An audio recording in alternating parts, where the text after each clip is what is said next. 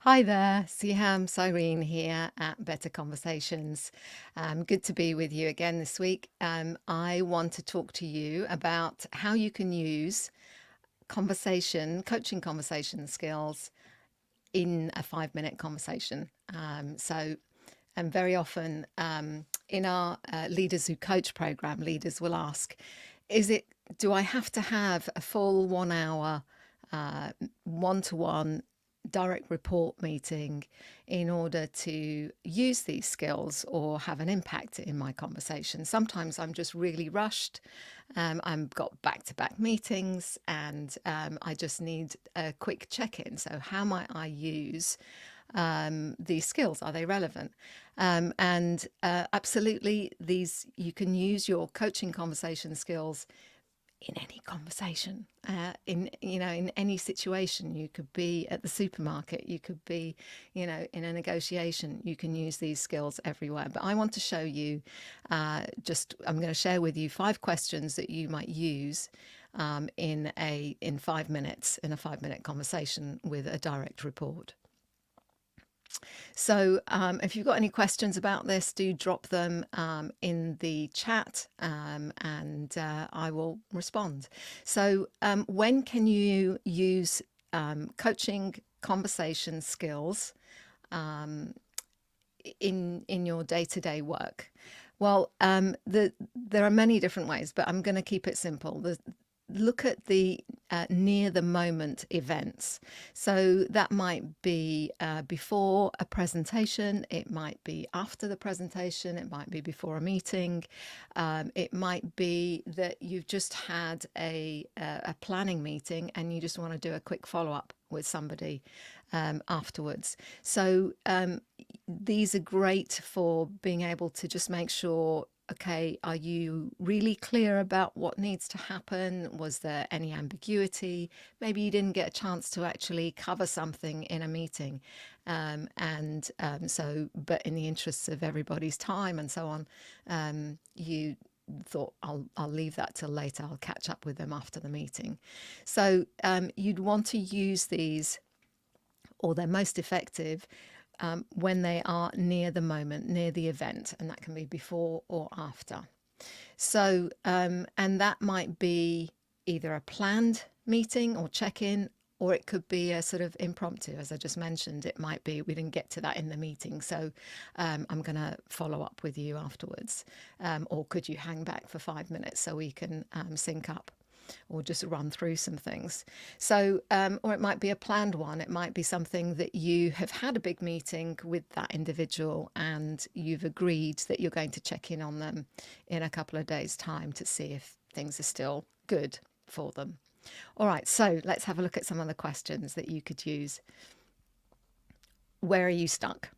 If you're getting the sense that they took on a task or an activity, but they're hesitating for some reason, or they express to you that they're not sure how to get started, this is just a really simple, straightforward question to ask. Where are you stuck? And then invite them to basically share some of the things that they're not sure about. And then, there you go. You can get into that discussion and get them to think about what they could do to get themselves unstuck. So, and again, just to point out here that when we're asking the question, we really want to create that space for them to think and talk it through. Obviously, in 5 minutes, it's not going to be a major topic, or it's not going to be about a long-term plan. It really is a much more tactical type of check-in meeting. So you wouldn't do the preamble, you wouldn't have the initial sort of, getting them to set the scene. What is it that they would like to talk about? What is it that you would like to add to that agenda? And then work through that before coming to this point where you're trying to troubleshoot. So this might happen somewhere in a longer conversation, but we can really definitely use it in a quick 5 minute check-in. So where are you stuck? Just really simple, and leave the floor open for them to express what's coming up for them. All right, so that's where are you stuck? What's concerning you? Similar to that question about being stuck, What's concerning you actually allows us to surface some things that we're not 100% sure about. Very often we kind of want to express things that we feel confident or definite about, and that's not always the case. And most of the time we don't have that kind of clarity or confidence in a thought or an action. So it might, by asking what's concerning you, gives the individual an opportunity to consider, well, I'm not sure that so-and-so was bought into the idea. So there may be other things that they are able to express that are not directly related maybe to their work or their activities or what they're going to do, but they surface the things that you think are actually going to derail them or block them. Because if we think someone isn't bought into an idea, for example, then we're going to probably hesitate in setting up a meeting to follow up with them. And so by asking the question, what's concerning you, we allow the individual to surface things that may be outside of their control, as well as things that they feel like I don't know how to do this. I haven't done this before, or I'm not sure who to talk to. So these can be the things that kind of typically sit at the back of our minds, and they're the last thing to drop, the last thing that we'll share, and we'll only do it when we've got a high level of trust with an individual. So just by asking this, what's concerning you, can allow them to share that. It could be that they're just, in an off state, their mind is not in a great space. So that allows for that as well. It's a really lovely, open, non-assuming question. One of the best. Okay, let's have a look at the next one. What have you tried and what have you thought about doing? This is a good one because it stops us from jumping into solution mode for them. It allows us to gather more evidence and to understand what have they actually tried to do, because very often we do jump in with, oh, you've got a problem, let me tell you what you need to do. And we haven't actually taken the time to inquire what they've thought about doing, what did they actually try. And so we're wasting time. But also we are in that process of just telling them that, you need to do X, Y, and Z, and they've already done it, or they've already tried to do it. We are disempowering them. We are not allowing for them to feel heard. And so by asking this question, it syncs you both up as to where are they at with this particular issue, in trying to resolve it. And it also offers you a chance for them to build on it. Okay, so you tried that. What else have you thought about doing? So there's a follow-up question, or would you like to brainstorm about what you could do in that regard? So just another lovely one you can get into. And you know what? The thing about these questions is that just allowing that space and being asked that question can create massive clarity, because what it creates is that opportunity to get what's in our heads out and do that verbal processing. So as we talk, things become clear. So what we're doing by asking a question is really inviting them to get into that space of, okay, this is what's in my head. It may be a little jumbled, and that's absolutely fine. But by speaking it out and saying it out loud, actually it's become really clear to me what I need to do. Job done. And the thing that, the magical thing that a lot of leaders say when we practice spot coaching is, I didn't do anything. I don't know what I did. I simply, asked one question and they seem to have it all figured out from there. And that's the beauty of it, because individuals do have the answers. It's just there's something there that until we vocalize it, it remains a not. And on the other side of that, the person who's been asked the question, they say, no, actually, it was kind of in my head, but it was a bit of a jumble, but it was really helpful to speak it out. So just sharing that experience of leaders on our course, leaders who coach, when they're going through that. So there is that sense of, I really didn't do very much. Fantastic, but you did, and you created space for somebody to just get that out, and all it takes is 5 minutes. Okay, let's have a look at a couple more questions. Why is that important? It's one of my favorite questions. It's clarifying. It helps us prioritize. Well, okay, why is it important? And it allows us to list out all the things. And again, just by listing them out, we can go, well, maybe that part is taken care of. But actually, now that I'm talking it through, I'm seeing that this other area is potentially even more important, and I should prioritize that as the next thing that I do. So just by asking that, it affords us an ability to recalibrate and think about, what is actually really important here?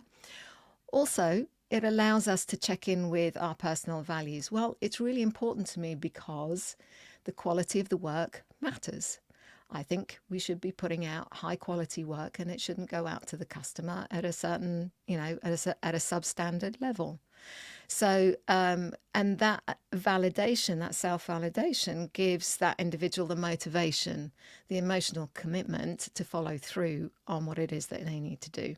So, and you giving them that space and is validating too. So it means that they can go, actually, that is really important. And so I was a bit stuck on it because I don't think other people maybe are bought into this. So I need to go and have some conversations with those individuals and see if we can align on raising the quality of it. And that's it. So look, in the space of time that I've explained that to you, these are the thought processes that an individual can have if you ask them that question. All right. And finally, what do you want to do next? It's really important that we feel we have control over our work, our actions, and why we do it, and we have that clarity. So by asking, what do you need to do next, means that we can prioritize the very next thing that needs to happen to keep that forward motion, to keep that forward momentum with our work, or our conversations or our planning, whatever that is. And it's not, sometimes we procrastinate and we push off the stuff that we don't enjoy doing. But actually, sometimes those are the very things that need to be done next.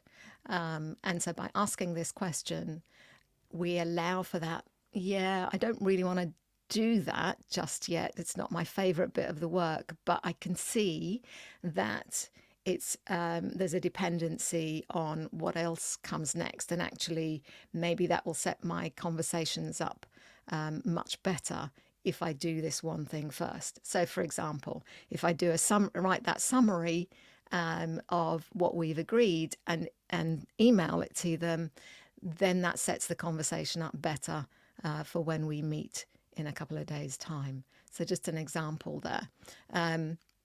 And so just understanding the priority and sequence of things is really helpful. So again, just that question that you could ask in 5 minutes. So let's have a look at, you might use a couple of these. You may not have time to use all 5 of them, but you might pick a couple of them. What's concerning you? Why is that important? Or what have you tried? And what do you need to do next? Okay, so you can use them in combination or you can use them on their own. And when we can do this for people, when we can create that sort of clarity and get people unstuck in a really simple, quick way like that, accountability and ownership are much easier to have in place. It means that you can come back to this conversation because I can check in on you with your permission and as agreed in a couple of days and see, how did it go? Did you do what you needed to? How did that conversation go? Okay, so maybe it was, 80% of it went fantastic, but there's 20% that we could tweak. What does that look like? And so you can continue that conversation. But in all of that, what we haven't done is taken away ownership. We haven't stepped in and said, here's what you need to do, and discounted what they may have already been trying to do or where they've been wanting to grow in their capability. We've firmly let it be in their space. They own it. They own moving past it and through it. And that means that, the chances of that follow through and things happening are much higher when we haven't taken away ownership, but we've let them think through what do they need to do. So I hope that's been helpful. Give it a thumbs up if you have enjoyed this particular video, and share it.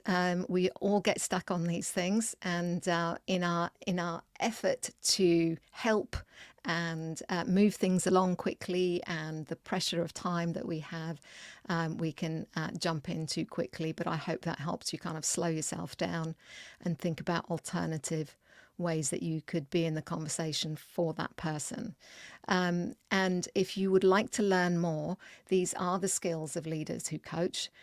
We practice these activities. We do live coaching conversations and so on, so that we can experiment and play around with and see what fits and feels comfortable.